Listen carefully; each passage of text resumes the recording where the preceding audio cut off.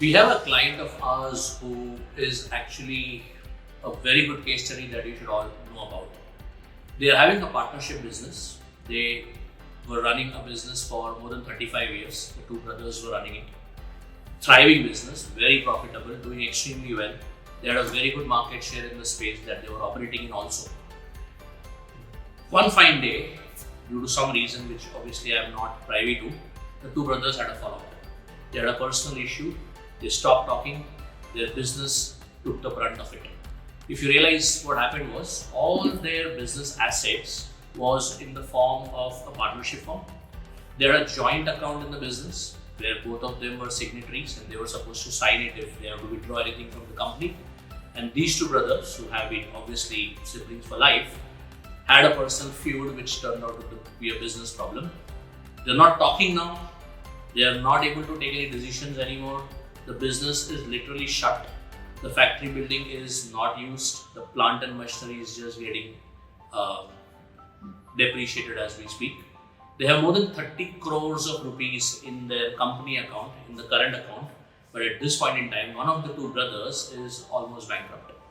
He does not really have expenses for even 6 months of his lifestyle expenses.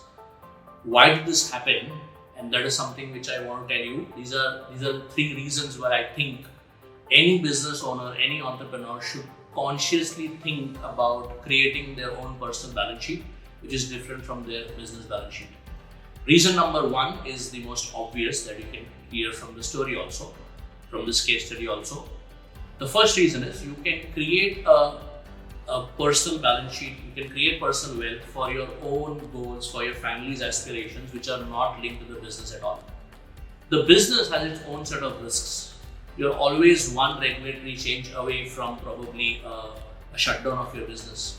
COVID has affected so many businesses. There are factors that will affect a lot of your business decisions, but you don't want your own personal finances to be linked to that. You have, let's say, children's future education that you're saving for.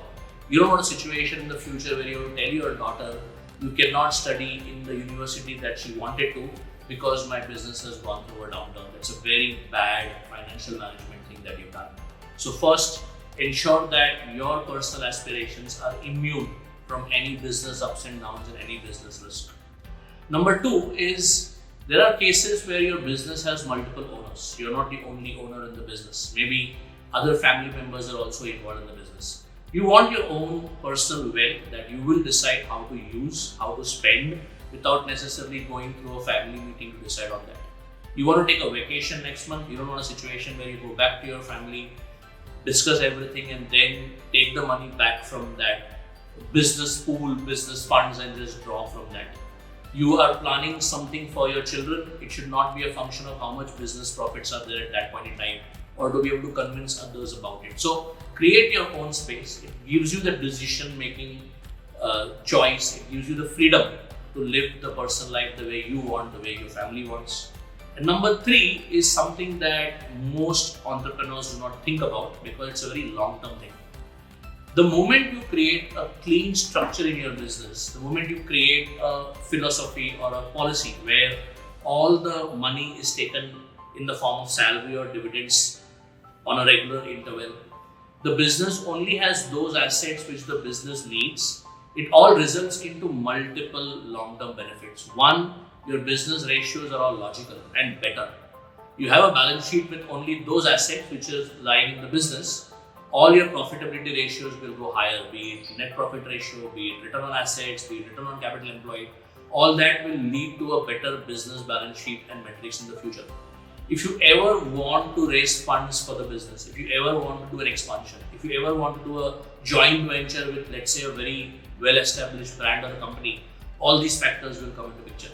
What are the policies you have in business from a corporate governance point of view, from a dividend policy point of view, from a remuneration point of view? Are these professional, or is it more like you decide every now and then abruptly when to withdraw the money from the business? So for these three reasons, I believe all the business owners should create their personal balance sheet and invest it separately in assets that are not correlated to the core business.